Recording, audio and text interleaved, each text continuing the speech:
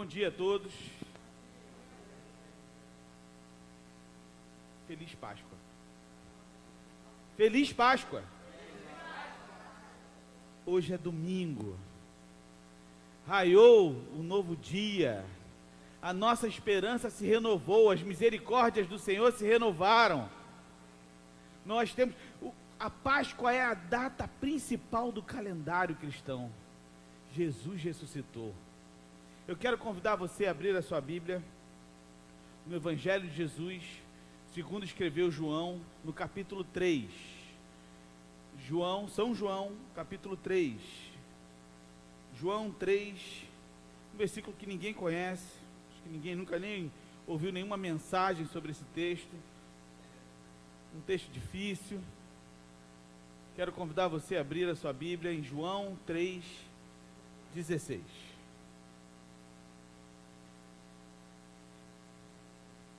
Está aqui o Pedro com a gente mais uma vez. Pedro é de casa, sinta-se à vontade. Está aqui o Aníbal também. Seja bem-vindo, viu, Aníbal? Eu não vou falar do Nito e da Renata, que eles já são daqui. Ontem nós tivemos uma programação maravilhosa dos jovens. Foi legal pra caramba. Eu vou falar de novo. Assim, ontem nós tivemos uma programação maravilhosa dos jovens. Vocês falam, uhul, isso aí, beleza? Vamos lá de novo. Então ontem nós tivemos uma programação maravilhosa dos jovens. Uhul! E foi muito legal. Terminou que horas, Fabrício? 9 horas da noite. Começou 15h40, por aí. E foi até 9 horas da noite. E só terminou porque o Fabrício começou a desligar a luz, né? Tipo, senão entrava a noite adentro e como é que é? Misturava não, emendava no culto, e eles estavam aqui até agora. Então, glória a Deus pela vida do Fabrício e da Flavinha, que tocaram esse trabalho, e os jovens que estão aí super motivados, fazendo um monte de coisa. Que Deus abençoe a vida deles, a vida de vocês. Todos acharam? Página 1066. Se você não tiver a Bíblia, é só levantar sua mão, que alguém leva até você uma Bíblia. Vamos ler todos juntos em uma só voz? Todos de pé. Em reverência à leitura do Evangelho, a tradição reformada diz que quando se lê o Evangelho, a congregação lê em uma só voz, de pé, o texto sagrado. Todos juntos em uma só voz. Porque Deus amou tanto o mundo, que deu o seu Filho unigênito, para que todo aquele que nele crê não pereça, mas tenha a vida eterna. Podeis sentar, irmãos. Esse texto, ele é um texto muito interessante, né? Porque ele mostra um diálogo de Jesus com um cara chamado Nicodemos. Nicodemos é um doutor da lei. Ele procura Jesus de noite, na surdina, sozinho, sem ninguém ver. Ele não quer ser visto conversando com Jesus. Ele vai até Jesus com alguns questionamentos. Ele quer conhecer, Moisés, qual é o ministério de Jesus, o que Jesus está falando. Ele fala, olha, eu vejo que o Rabi, ele chama Jesus de mestre, então é um rabino que chama Jesus de mestre. Aí diz, Rabi, ele é um mestre da lei. Aí um doutor da lei, ele diz, Rabi, eu sei que você é mestre, porque ninguém faria as coisas que você faz se não viesse de Deus. Eu quero entender melhor desse negócio. Ele começa a perguntar algumas coisas para Jesus, e Jesus começa a responder. Só que, diferentemente do que a gente acredita, as respostas de Jesus o deixam mais encucado ainda. Ele diz, olha, para quem quer conhecer o reino de Deus, precisa nascer de novo. Aí ele pergunta, então eu tenho que voltar para a barriga da minha mãe? Aí Jesus fala assim, você não entendeu nada, o vento sopra onde quer, você não sabe de onde vem nem para onde vai. Assim é todo aquele que é nascido de Deus. E Jesus continua, e de repente ele talvez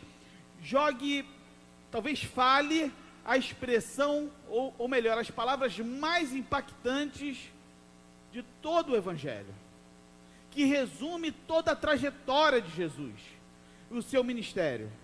Jesus, no meio da conversa, solta, Nicodemos, você não entendeu nada, porque Deus amou o mundo de tal maneira, Deus amou tanto o mundo, que deu o seu único filho, o seu filho unigênito, para que todo aquele que nele crê, não pereça, mas tenha vida eterna. Esse é o texto, esse é o contexto, Essa é a história. Mas uma pergunta a gente precisa responder nessa manhã de Páscoa. O que isso tem a ver com a gente hoje? 2000 anos depois. O que esse texto que eu estou dizendo que é um texto tão importante, tão emblemático, é tão importante para a vida da gente hoje? E eu respondo, tudo. Porque todo ano, quando chega a Páscoa, é sempre a mesma coisa. Chocolate, ovo de Páscoa, almoço em família. O que mais, gente? O que lembra a Páscoa? Obrigado. Ressurreição, o que mais? Coelho, malhar o Judas, peixe. Sábado de aleluia, tem malhar o Judas, né? O peixe. Feriadão, viajar com a família. Um beijo para todo mundo que está viajando. Engordar, não sei o que é com vocês. Bacalhau, alguém falou bacalhau aí. Alex, o que você falou? Sandra que falou. Canjica com paçoca tem a ver com Páscoa? Rapaz, eu vou passar a Páscoa com vocês, que eu vou falar um negócio que tá bom o negócio aqui. Mas todo ano é a mesma coisa. Todo mundo tem suas próprias impressões sobre o Páscoa. Ou seja, cada um de nós pensa alguma coisa sobre Páscoa. E se você perguntar a um comerciante, por exemplo, que vende chocolate, o cara da Cacau Show, o que é a Páscoa para você? O que ele vai responder? Vou vender dinheiro, lucro, Dizia-se que quando você, não sei agora, mas quando você investir numa franquia da Cacau Show, no primeira Páscoa você tirava o investimento. Eu não sei se é isso, mas você passa na Cacau Show, tem fila sempre, nessa época.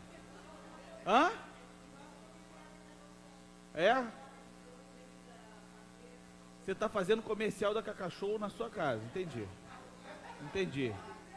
Liga para o rapaz lá e diz, o dízimo dessa Páscoa é aqui nessa igreja, que ele está fazendo merchan de graça, Suzana.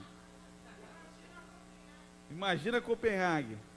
Se você perguntar para uma criança o que é a Páscoa para ela, o que ela vai dizer? Chocolate, ovo de Páscoa, coelhinho, né? E para outros é época de viajar com a família, rever os familiares, enfim, aproveitar o feriadão, assim como o Moisés, nosso querido ímpio, não, brincadeira, falou aqui. Para os judeus, por exemplo, a festa, o Pessah, é a festa da liberdade. Eles celebram a saída do Egito, onde eles habitaram por 400 anos e parte desse tempo como escravos. Então, o êxodo, né, a saída do Egito para a terra prometida, e eles lembram disso, a libertação que o Senhor deu da escravidão. Para os cristãos, para nós, a Páscoa é a ressurreição de Jesus, a passagem da morte para a vida. Mas eu fico imaginando aqui algumas coisas, porque eu tenho a mente muito fértil. Quando eu era moleque, eu via um desenho que se chamava Fantástico Mundo de Bob. Vocês viram esse desenho? Todo mundo aqui viu. Tirando a molecada aqui, o restante todo mundo viu. Rosane, não adianta dizer que não viu, que viu. Viu sim. Fantástico Mundo de Bob. Ele começava a pensar, Aníbal. Você viu esse desenho, Aníbal? Pô, nós aí me derruba. Deixa eu perguntar alguém que viu. Newton, aqui, obrigado, Gilvan. Isso, exatamente. Ele começava a pensar, e o pensamento dele, Ronald viu. Ele começava a pensar naquilo ali e ele criava cenas. E eu olhando para esse texto, criei uma cena. Qual é a cena, Mateus? Imagina a gente chegar no céu e perguntar para Jesus: o que foi a Páscoa para você? Jesus, me responde aqui, ensina para a gente. O que foi a Páscoa para você? O que é a Páscoa para você? O que é a Páscoa? Jesus, o que é a Páscoa? Eu acho que a primeira resposta que Jesus daria para a gente é: a Páscoa expressou a maior humilhação da história da humanidade. A Páscoa expressou a maior humilhação da história da humanidade. Deus se tornou homem. Quando você pega aí o texto de João mesmo, no capítulo 1, versículo 14, você pode abrir, ele diz: aquele que é a palavra tornou-se carne e viveu entre nós, e vimos a sua glória, glória como do unigênito do Pai, cheio de graça e de verdade. Porque Deus amou tanto o mundo que deu seu Filho unigênito. E eu confesso para vocês que essa é uma expressão impossível para mim de entender. Impossível para mim de perceber. Porque a gente vai falando as coisas e as coisas vão se tornando tão normais e corriqueiras que elas vão perdendo sentido. Imagine você que é pai, você que é mãe, pensar na possibilidade de perder o seu filho, de entregar o seu filho. Porque o texto bíblico diz, porque Deus amou o mundo de tal maneira que deu o seu Filho unigênito. Eu sou capaz de morrer pelas minhas filhas. Eu sou capaz de morrer pela minha esposa. Eu sou capaz de morrer pela causa do Evangelho, por exemplo. Eu acho, né? Porque na hora do vamos ver, a gente de repente... Mas não fala para ninguém não, porque pega mal o pastor dizer essas coisas, né? Mas eu sou capaz de morrer pela causa do Evangelho. Vai ficar bem com os meus amigos pastores, né, Lincoln? Que morre pela causa do Evangelho, né? Vai ser missionário. Ser pastor aqui é mole, ar-condicionado, igreja legal, Páscoa, chocolate, todo mundo beleza. Mas vai ser pastor lá no Iraque, o Estado Islâmico. Mas eu seria capaz de morrer por uma causa nobre, por exemplo. Como muitas pessoas na história. Ontem eu estava vendo o filme o Messias Negro e o Judas, uma coisa assim. É muito interessante o filme. Mas muitos homens foram capazes de morrer por causas nobres. Mas você seria capaz de dar o seu filho para morrer por pessoas que não prestam, que não servem para nada, pecadoras que a todo momento viram as costas para Deus, gente que insiste em viver no pecado, virando as costas para Deus, querendo viver a sua própria vontade, o seu próprio interesse em vez de vontade de Deus? Eu não seria capaz. Você imagina você dar o seu filho para morrer no lugar de assassinos, mentirosos, ladrões e outras coisas mais? Mas esses que eu estou falando não são os que estão na penitenciária, mas Jesus morreu por eles também. Somos nós. Eu não seria capaz. A gente leu aqui Isaías 53, diz que ele foi desprezado e rejeitado pelos homens, homem de dores e experimentado nos sofrimentos, e como quem os homens escondiam o rosto, foi desprezado e não lhe demos importância. Jesus, o que é a Páscoa? Ah, meu filho, Páscoa é sacrifício. E sobre isso eu entendo, meu filho. Nós ao chegarmos no céu e perguntarmos, Senhor, o que é a Páscoa? Ele vai dizer, Páscoa é sacrifício. O que diz João 3,16? Porque Deus amou tanto o mundo que entregou o seu Filho, único Filho, para que todo aquele que nele crê não pereça, mas tenha vida eterna.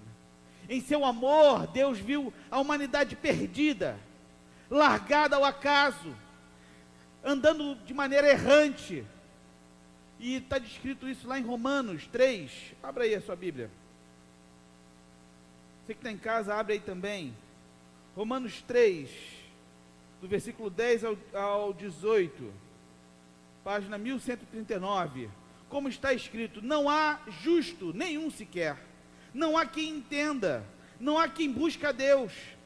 Todos se desviaram. Todos juntos se tornaram inúteis. Não há quem faça o bem, nenhum sequer. Olha que interessante que diz o versículo 13. O versículo 13 é um soco na boca do estômago. A garganta deles é um sepulcro aberto. Enganam com a língua debaixo dos seus lábios. Há veneno de serpente. A sua boca está cheia de maldição e amargura. E os seus pés se apressam para derramar sangue. Nos seus caminhos há destruição e miséria. E não conheceram o caminho da paz. Não possuem nenhum temor. De quem o apóstolo Paulo está falando? de mim e de você. É a descrição de quem nós somos.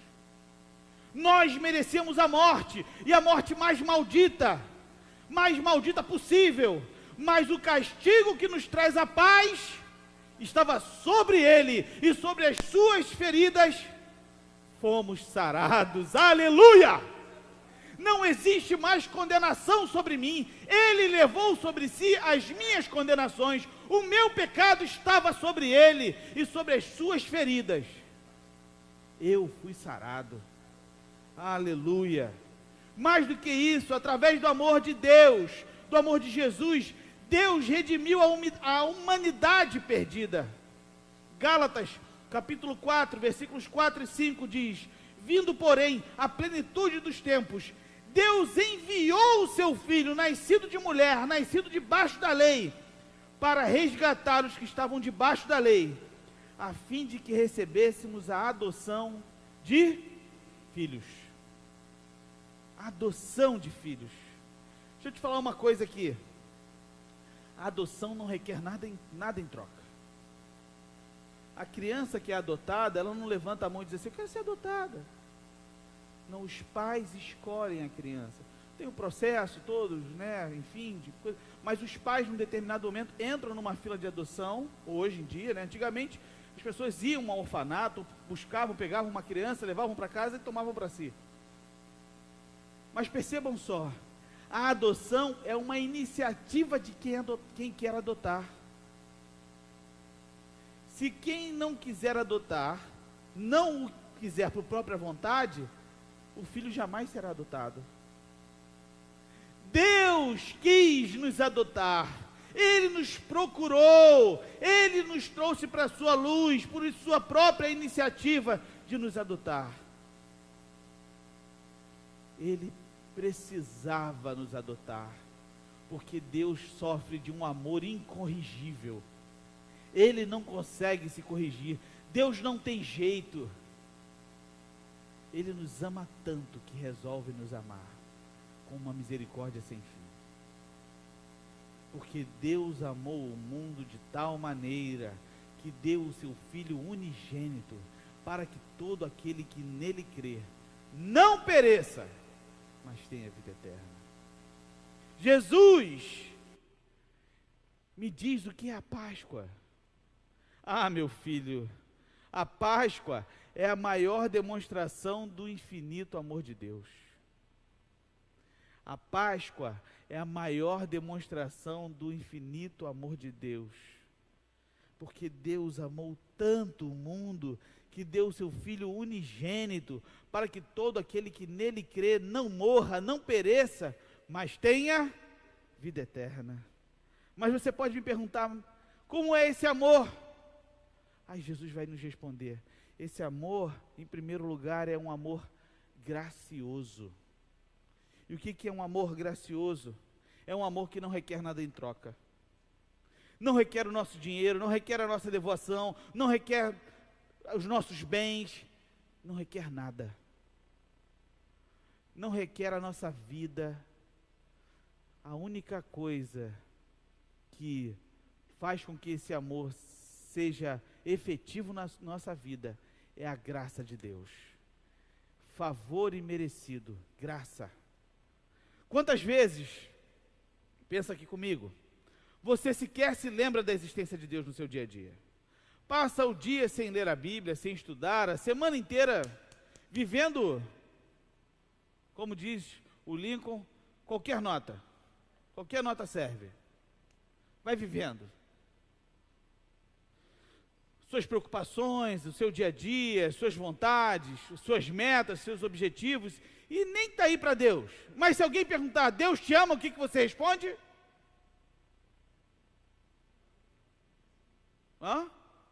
Sim, Ele me ama. Não tem dúvida de que Ele me ama. E por que apesar de você não estar nem aí para Deus, você ainda tem a certeza que Ele te ama? Porque o amor dEle é gracioso. Não tem interesse. Não foi isso que a gente cantou, Su? Não tem interesse, não quer nada em troca, sua vontade é boa, perfeita e agradável para mim. é amor gracioso. Eu não consigo compreender. Eu desconheço outro amor assim.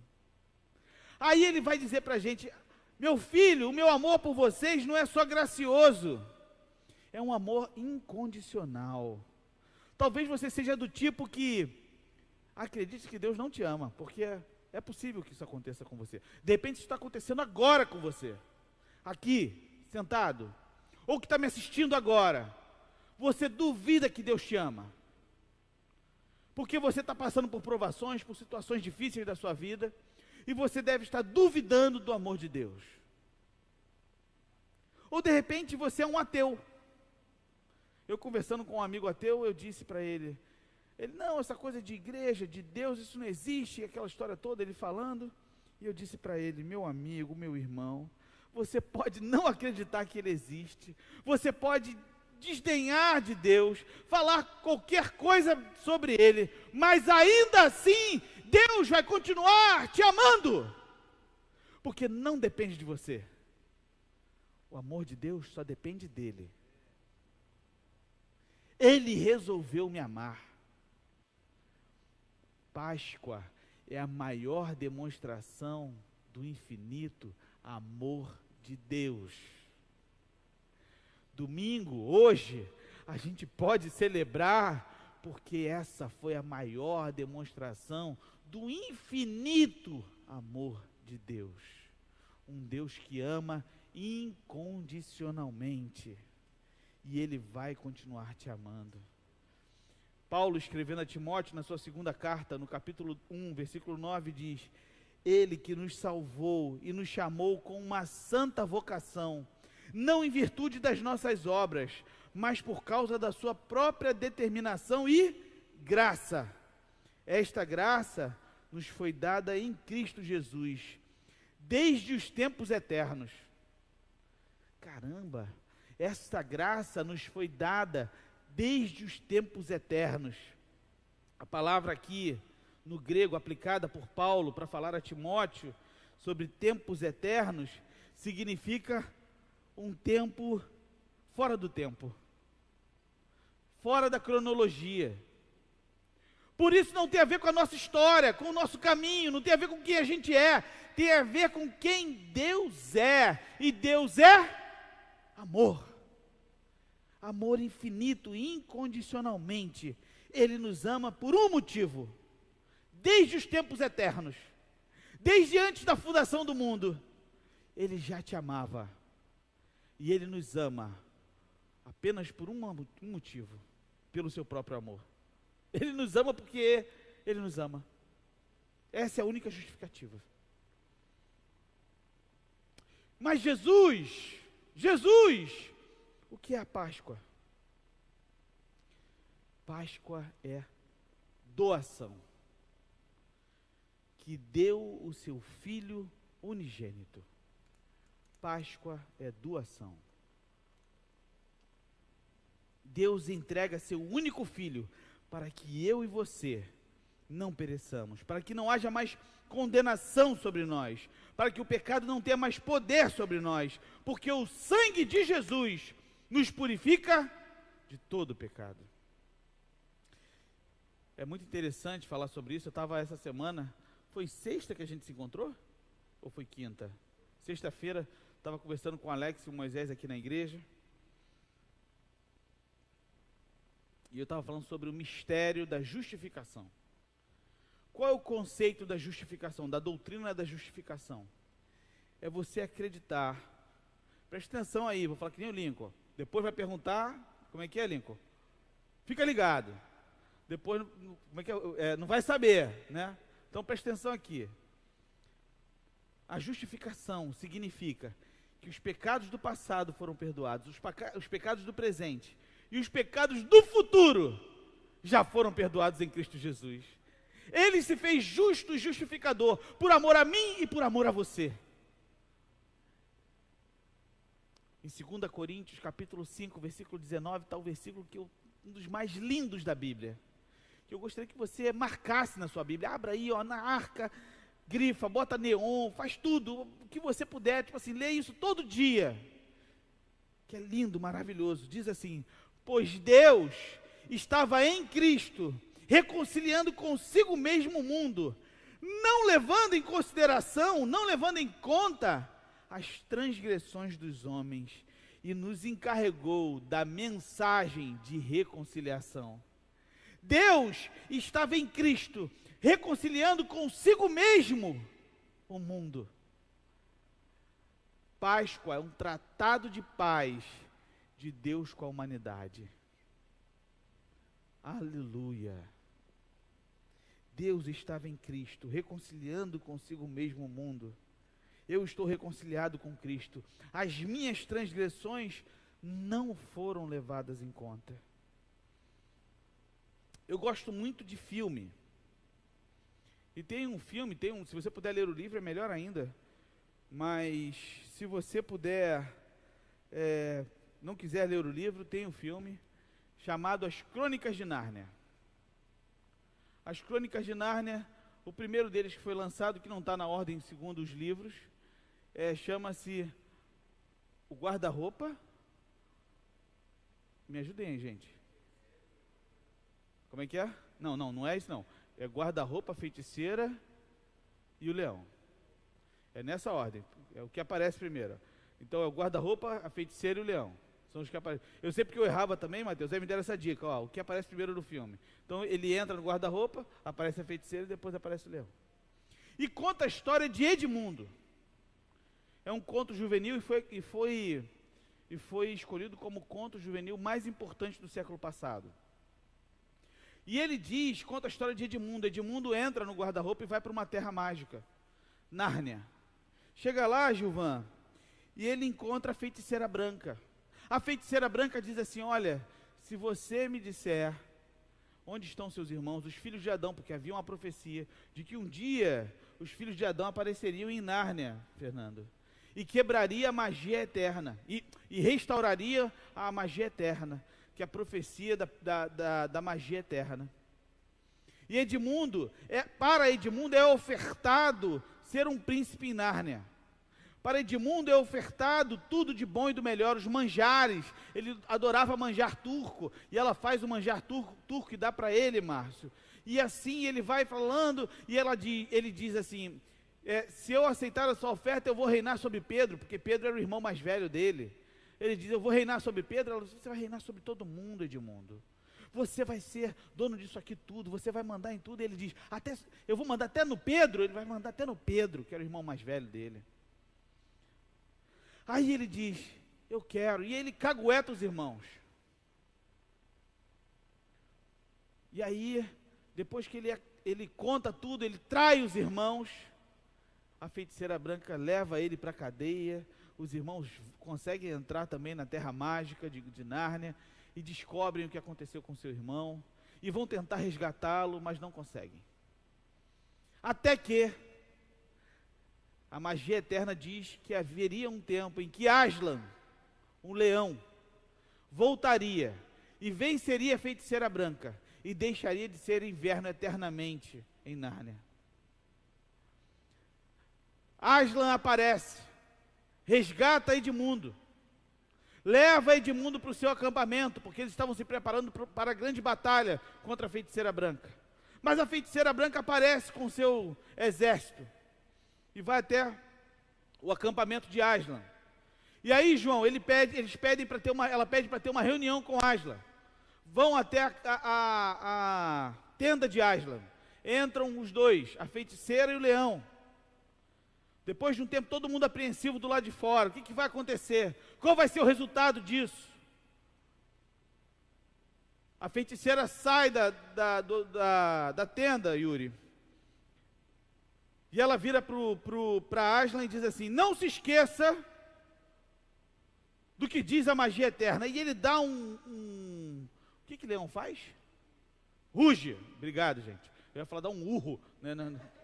Só um burro diz que o... Desculpa, obrigado, gente. O leão ruge, né? E ele dá um rugido e diz: eu estava lá quando a magia foi escrita. Anoitece. O acampamento, todo mundo dormindo. De repente, Aslan sai sozinho. e vai subindo, e vai andando, entra na selva, na floresta. E quando ele chega no acampamento da feiticeira branca, então estão lá todos os demônios, os orques, os monstros todos lá, celebrando. Aslan vai subindo uma escada, a imagem é maravilhosa, e ele vai sendo pisoteado, cuspido, começam a arrancar a sua juba. Aquele que é o rei das selvas, aquele que era o rei sobre todas as coisas, estava sendo humilhado, pisado. E aí ela diz: olha, porque um pecou, outro tem que pagar no seu lugar. Aslan se entrega no lugar de Edmundo, porque a feiticeira branca foi lá reclamar a vida de Edmundo. Aslan sobe na tábua, na mesa de pedra, é preso, é humilhado, escarnecido. O grande Aslan, eles gritam, o inferno em festa.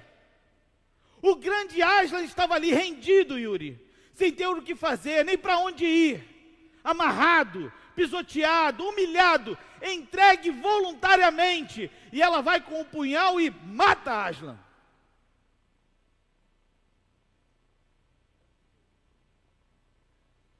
As duas irmãs de Edmundo, Sofia e a outra não me lembro, Lucy, estão assistindo aquilo e não parecem não acreditar no que está acontecendo. Como Aslan pode ter morrido? Como pode ter acontecido aquilo? Só que de repente, a mesa de pedra é destruída, ela se quebra, e elas olham para trás e ela está vazia. E quando olham um pouco mais para cima, vem Aslan, reluzente, lindo. E elas dizem: o que foi que aconteceu? Ele disse: a feiticeira branca não entendeu e não sabe da magia eterna. Não conhecia da magia eterna, porque a magia eterna diz, a profecia diz que quando um inocente entra no lugar de um culpado, ele não morre, ele ressuscita. Lembra alguma história para vocês? Jesus faz toda a via crucis, é humilhado, é pisoteado, é escarnecido, é açoitado, é ferido, é cuspido, voluntariamente, não há nenhum êxito, nenhuma hesitação dele. A cruz é erguida, ele é colocado entre dois ladrões. O processo de crucificação é terrível. Era a morte mais maldita que poderia existir. O meu Deus estava encarnado ali, entregue voluntariamente, por amor a mim e por amor a você. Satanás está em festa. Os escribas e fariseus estão celebrando. Ah, mas é sexta-feira. Eles não sabem que o domingo está chegando. E quando o domingo chega, Jesus ressurge das cinzas, e ele entre os mortos e reina, e continua no controle sobre todas as coisas, e nos dá a certeza de que também nós um dia ressuscitaremos com ele, porque Deus estava em Cristo reconciliando consigo mesmo o mundo, não levando em consideração as transgressões dos homens, porque Deus amou o mundo de tal maneira que deu o seu Filho unigênito, para que todo aquele que nele crê, não pereça, mas tenha vida eterna. O sacrifício de Jesus não tem a ver com dinheiro, com saúde, com felicidade, com casamento bom, com bom emprego, com nada disso. O sacrifício de Jesus tem a ver com a eternidade. Ouçam o que eu estou dizendo para vocês e anotem nas tábuas do coração de vocês. Jesus voltará para nos buscar. E no nosso coração precisa estar essa certeza, essa alegria. No nosso coração precisa haver uma canção. Eu li um texto ontem, eu vi uma postagem da Rosana, que ela disse: Páscoa, ele ressuscitou. Tu vens, tu vens. Eu já escuto os teus sinais.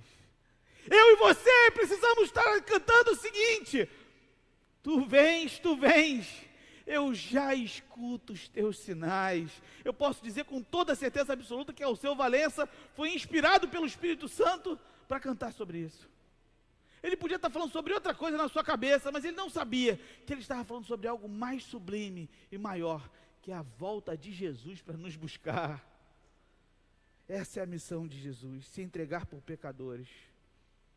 Em 1 Pedro, capítulo 1, versículo 3, diz assim: bendito seja o Deus e Pai de nosso Senhor Jesus Cristo, que, segundo a sua grande misericórdia, nos gerou de novo para uma viva esperança, pela ressurreição de Jesus Cristo dentre os mortos. Alceu Valença tem razão. Ele estava inspirado, porque a voz do anjo sussurrou no meu ouvido que tu virias numa manhã de domingo. Eu te anuncio nos sinos das catedrais. Tu vens, eu já escuto os teus sinais. Jesus, o que é Páscoa? Páscoa é a expressão da maior humilhação da história. Mas Jesus, o que é Páscoa? Páscoa é a maior manifestação do infinito amor de Deus. Jesus, o que é Páscoa? Páscoa é sacrifício. É Deus ser gente e se entregar voluntariamente no lugar de pecadores como eu e você. Páscoa é doação, porque Deus enviou o seu único filho em nosso lugar em sacrifício. Páscoa é a certeza da vida eterna. Páscoa é a certeza da vida eterna. Quando te perguntarem o que significa Páscoa para você, você pode responder: a Páscoa para mim é a certeza da vida eterna. Eu já ouvi isso algumas vezes, eu não sei quem é o autor dessa frase, mas que diz que todo homem quer ser rei, todo rei quer ser Deus, mas só Deus quis ser homem para morrer por mim e por você.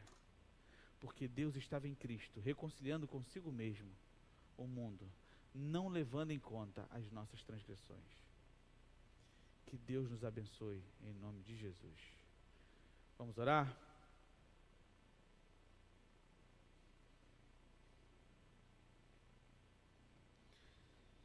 Pai, não temos ouro, não temos prata, só corações. Corações rendidos à Tua santa presença e à Tua maravilhosa graça, Senhor. Nós louvamos e bendizemos o Teu santo nome e Te agradecemos pelo Teu amor por nós, Senhor. Senhor, nós Te louvamos porque Tu nos ama de maneira incondicional. Tu nos ama de maneira infinita. Senhor, nós Te louvamos porque Tu nos ama apesar de nós. E rendidos à Tua santa presença, nos colocamos diante de Ti, Te pedindo, Pai, tem misericórdia de nós. Ó Pai, muito obrigado, porque Páscoa é a certeza da vida eterna. Em nome de Jesus, amém.